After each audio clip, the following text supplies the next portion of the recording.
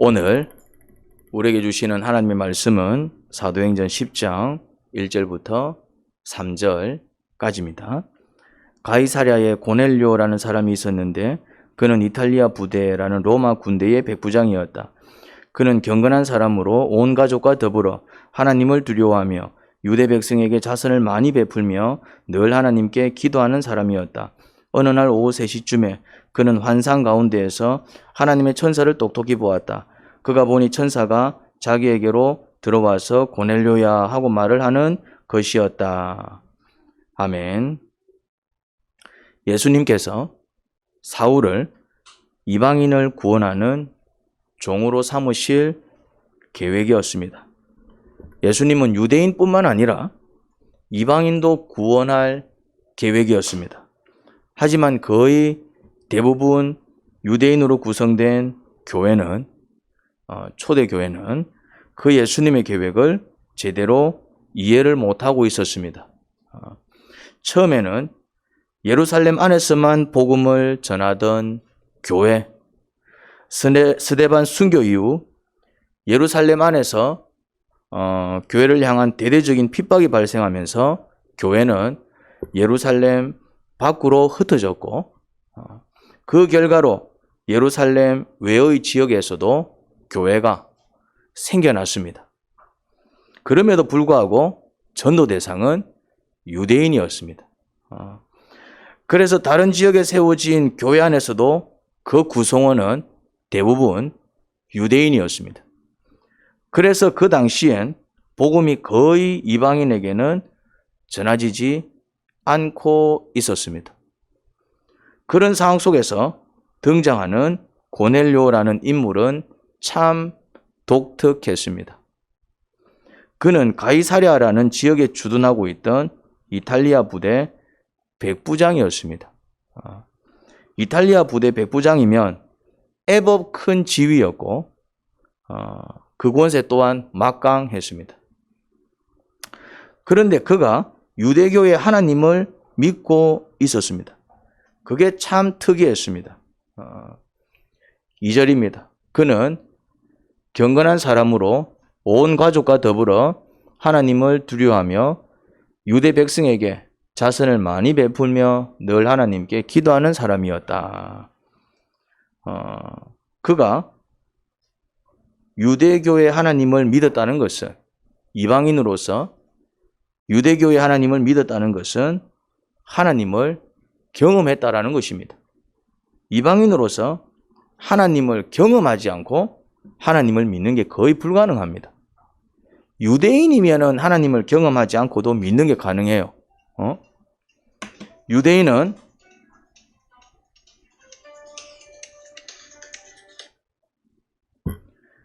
태어날 때부터 율법을 배우고 하나님을 섬기는 도리를 배우기에 하나님을 경험하지 않더라도 하나님을 믿고 섬기는 것이 그렇게 어렵지 않습니다. 하지만 이방인으로서 하나님을 믿고 섬기는 것은 특별한 은혜의 체험이 없고는 거의 불가능합니다. 물론 고넬료가 어떻게 하나님을 경험했는지는 알 수 없지만 하나님을 체험하는 특별한 계기가 있었음이 틀림없습니다.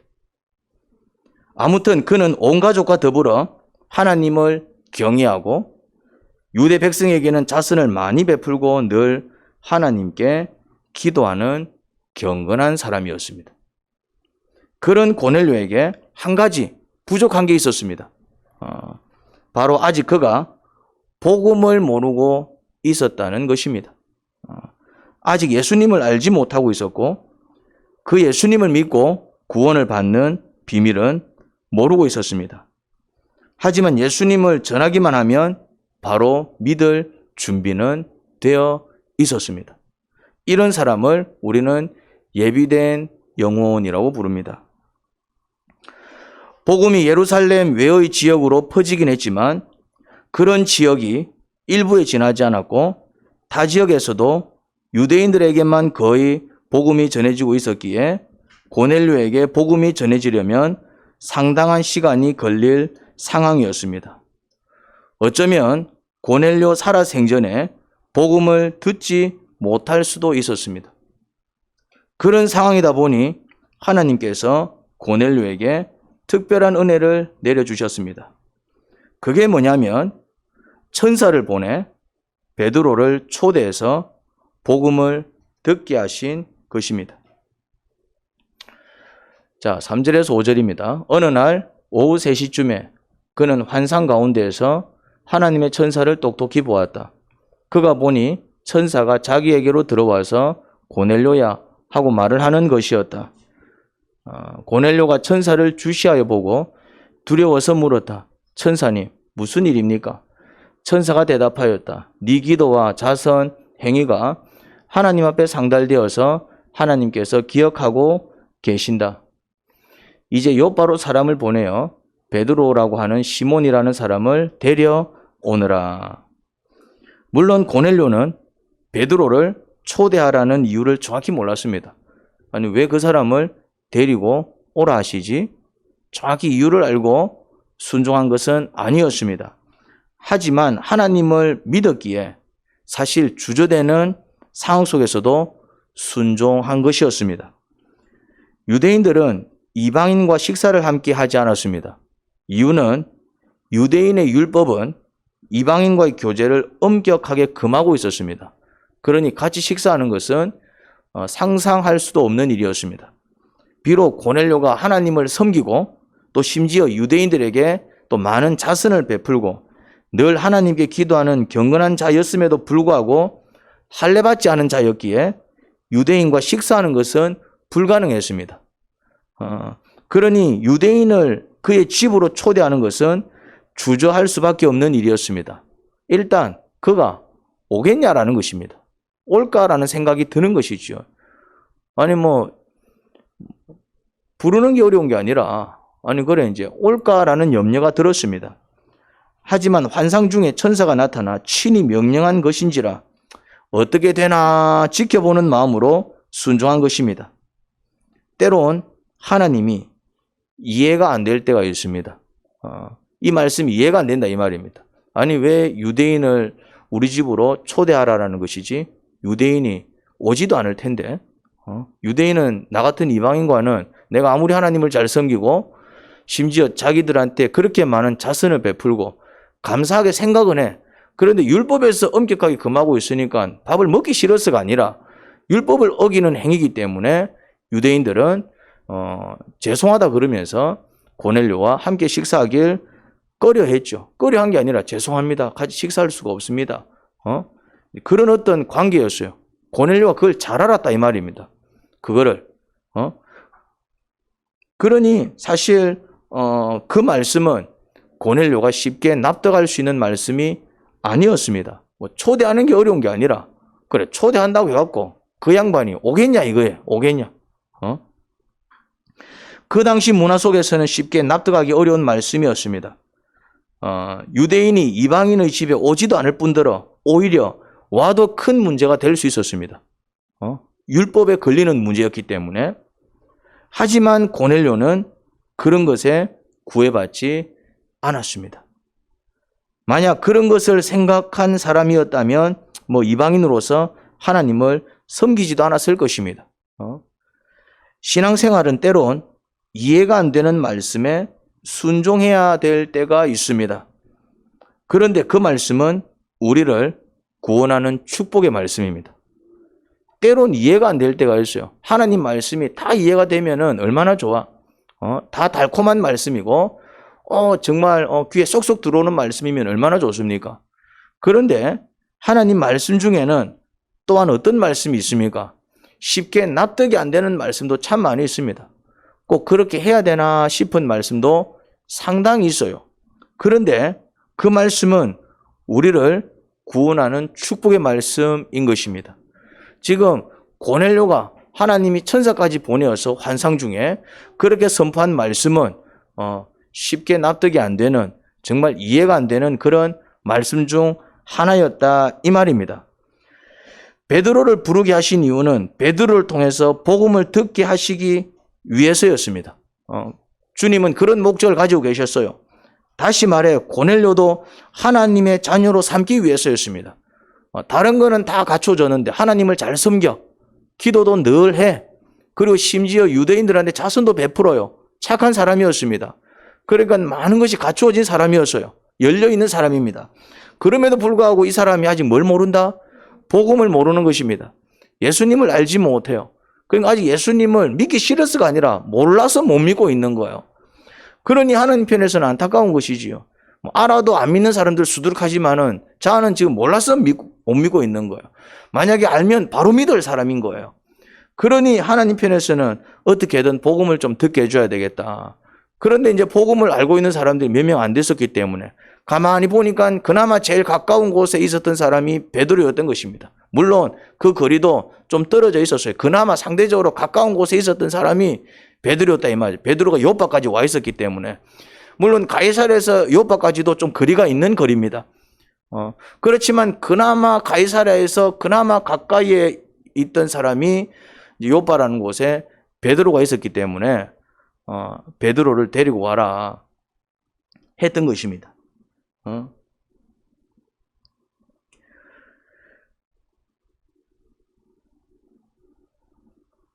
그래서 환상 중에 고넬료에게 베드로를 초대하라고 하신 것이고요. 그러면은 요파에 있었던 베드로에게는 어떤 일이 일어났을까요? 그건 다음 주일 설교에 나옵니다. 이제 베드로에게 일어난 사건은 또 다음 주일 설교에 나와요. 주님께서 양쪽에서 일하신 것을 볼 수 있습니다. 하나님께서 일해 가시는 방법은 우리의 생각을 초월합니다. 우리의 생각을 초월해요. 그러니 이해가 되면 순종하고 이해가 안 되면 순종하지 않으면 엄청난 축복을 놓치게 됩니다. 이해가 되는 것만 순종할 때 사실 누릴 수 있는 축복은 몇 가지 안 됩니다. 이해가 되지 않지만은 선포되는 그 말씀 속에서도 어마어마한 축복들이 많이 숨겨져 있습니다. 근데 이게 이해가 안 되다 보니까 그냥 놓치는 거예요. 그냥 놓치는 거예요. 그냥 지나쳐버리는 거예요. 꼭 그렇게 해야 되나 싶은 거예요. 납득이 안 되니까 그렇게 하기가 힘이 드는 것이죠. 그 자체가 힘든 게 아니라 이해가 안 되니까 별로 그렇게 안 하고 싶은 거예요. 그러면서 놓치는 축복이 정말 많아요. 참 축복을 놓친다. 그냥 이렇게 하면은 참 이런 축복을 받을 텐데 참 그걸 순종을 못하네. 이해가 안 되나 보다. 좀 이해가 안 되더라도 주의 말씀이다 싶으면은 한번 해볼게요 하는 좀 그런 어떤 용기가 필요한데 그런 용기를 잘 못 내는구나. 그러니까 정말 주님께서 준비해 놓으시고 부어주려고 준비해 놓으신 축복이 그냥 쌓여 있는 채 전혀 부어지지 아니하고 그렇게 살아가는 그런 안타까운 어떤 모습이 정말 많습니다. 만약 고넬료가 상식적으로 이해가 안 되는 말씀이라고 해서 베드로를 모셔오지 않았으면 어떻게 됐을까요? 온다고 부른다고 오겠나? 유대인들은 나하고 절대로 식사 안 하는데 그들은 율법이라고 해가지고 이렇게 그 어기기 싫어가지고 안 하는데 길거리에 서서 이렇게 얼굴 가리고 얘기는 나눌까? 회당에서도 이렇게 선을 그어서 항상 예배를 드리는 것입니다. 성전에 가도 이방인의 뜰이래 가지고 그냥 이방인들이 그냥 머물 수 있는 뜰이 있었어요. 그 이상은 못 들어갔어요. 늘 그렇게 이제 경계선이 그어져 있었다 이 말입니다. 그런데 자기 집으로 유대인들을 초대해서 같이 식사를 한다? 일단 안 와요. 고넬료는 식사하고 싶어. 고넬료 이방인들은 그런 법이 없으니까네. 근데 유대인들이 그들의 법이 그러하다라는 이유로 그렇게 하지 않기 때문에 이게 이제 오라고 해서 오면야 다행인데 오겠나 싶은 거예요. 그래서 주님 나도 같이 식사했으면 좋겠는데 야들은 올해도 안 옵니다. 그러고 순종하지 아니했다면은 어떤 일이 벌어졌을까요? 복음을 듣지 못했을 거고 예수님을 알지 못했을 것이고 알았으면 믿었을 그 예수님도 몰라서 믿지 아니했을 것이고 그러면 안타깝게도 그냥 하나님도 잘 섬겼고 기도도 열심히 했고 심지어 자선까지도 베풀었지만은 하나님의 자녀가 되는 축복을 누리지 못했을 거다 이 말입니다. 어마어마한 축복을 놓치는 거예요. 그러니까 어마어마한 축복을. 그런데 그냥 그거 순종했어요. 주님께서 데리고 오라고 하시니까 안 오면 어쩌지 몰라. 그건 나는 모르겠고 그까지 나는 모르겠고 주님께서 데려오라 했으니까 또 주님께서 어떻게 역사하셨겠지. 그냥 주님 믿고 한번 그러면 순종해보자. 그냥 이렇게 믿고 나갔을 때에 놀라운 일을 경험한다 이 말입니다. 그래서 목사님이 한 번씩 개인적인 이야기는 여러분들이 참고하시면 돼요. 개인적인 이야기는. 목사도 이제 개인적인 이야기를 할 때가 있습니다. 개인적인 이야기를. 뭐 예를 들어서 원피스를 뭐 집사님은 원피스가 빨간색 원피스보다 파란색 원피스가 더 예쁘네요. 그거는 참고하시면 돼요. 그건 하는 뜻 아니에요. 그건 목사 개인 취향이다 이 말이요. 목사도 개인적인 이야기 할 수 있어요. 자매님은 그 옷이 오히려 더 잘 어울리는데요. 아주 좀 부잣집 또 그렇게 사모님 같은 느낌이 드는데요. 이건 내 생각이다 이 말이에요. 어제 이은희 자매님한테 그래 얘기했더만은 이은희 열장님은 근데 우리 언니는 뭐 이거 촌스럽다 입지 말라 그러던데 자꾸 다른 거예요. 내 눈에는 어제 부잣집 사모님처럼 보이더라고 그 옷이. 근데 내가 그래 얘기했더만은 우리 언니는 이거 막 촌스럽다 입지 말라던데 뭐. 그 얘기는 그냥 참고하면 된다 이 말이에요. 그거는 그냥 목사가 개인적인 어떤 취향에 따라서 얘기한 거기 때문에 그거는 목사님이 이거 부잣집 사모님처럼 보인다 그래서 난 무조건 입어야 돼. 촌스럽대자. 그거는 내 의견이기 때문에 자기가 입고 싶으면 입고 입기 싫으면 안 입으면 되는 거예요, 이제. 그걸 얘기하는 게 아니에요. 그런데 목사님이 충분히 뭔가를 기도하고 묵상하면서 주님께서 또 이렇게 말씀하시네요. 주님의 뜻이 이렇습니다. 이렇게 한번 해보세요. 이렇게 얘기할 때는 얘기가 달라집니다. 그거는 제가 얘기해도 내 말이 아니라 누구의 말씀입니까? 하나님 말씀인 거예요. 그때는 얘기가 달라져요.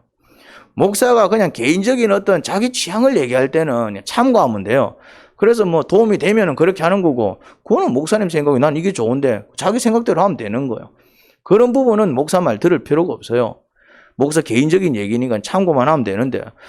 그런데 이제 목사님이 또 이렇게 뭔가 이렇게 기도를 하다가 혹은 이렇게 또 말씀을 읽고 묵상하는 중에 또 주시는 하나님의 뜻과 말씀이 있어서 주님께서 이렇게 말씀하시는 것 같아. 이렇게 했으면 좋겠다. 이렇게 하면은 또 뭔가 놀라운 일이 벌어질 것 같다. 주께서 일을 하기 시작했습니다.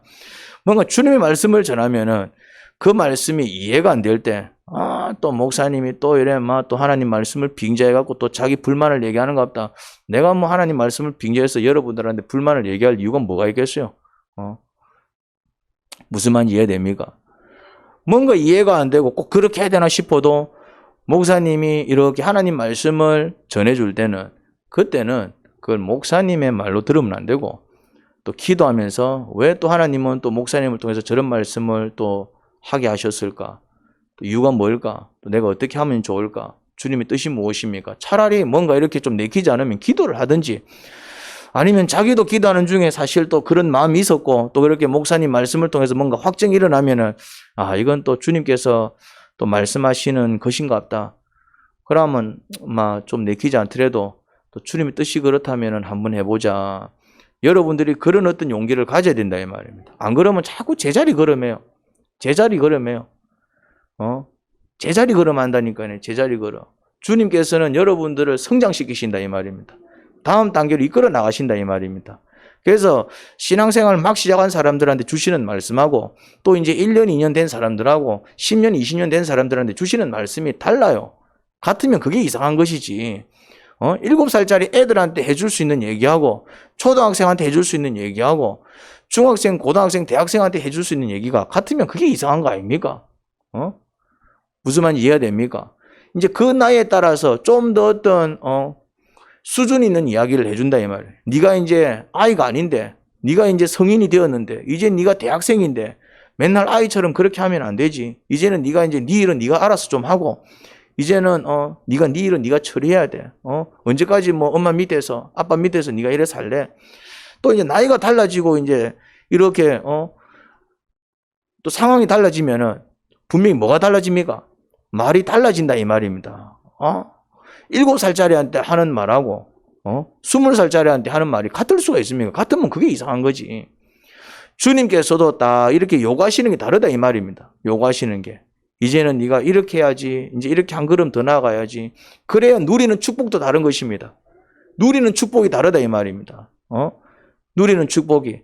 늘 알라처럼 살 수는 없잖아요. 이제는 좀 어른스럽게 살아야지요. 이제는 성인답게 살아야지요. 이제 성인이 누릴 수 있는 어떤 축복과 그런 책임 가운데로 들어가야지요. 늘 아처럼. 언제까지 그 아처럼 살랍니까? 그럴 수는 없다 이 말입니다. 그것도 자존심이 상하는 일이에요. 영적인 것도 마찬가지입니다. 하나님께서 이렇게 주시는 말씀이 달라요. 막 신앙생활 할 때 주시는 말씀과 이제 또 이렇게 어느 정도 수준이 되었을 때 주시는 말씀이 다르다 이 말입니다. 늘 이전에 했던 그 말씀, 그러면 안 되는 거예요. 달라졌네. 달라진 게 아니고 이제는 다른 말씀이 나오는 거예요. 다른 말씀이. 그러면은 이제 또 주님께서 조금 더 수준이 있는 걸 요구하시는구나. 또 내가 성장하기를 바라시는구나.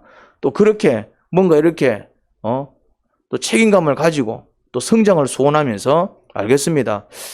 내가 사실 잘할 수 있을지는 의문이지만 또 주님께서 그렇게 말씀하시니까 한번 해보겠습니다. 그래야 다음 축복으로 나가지. 다음 축복으로.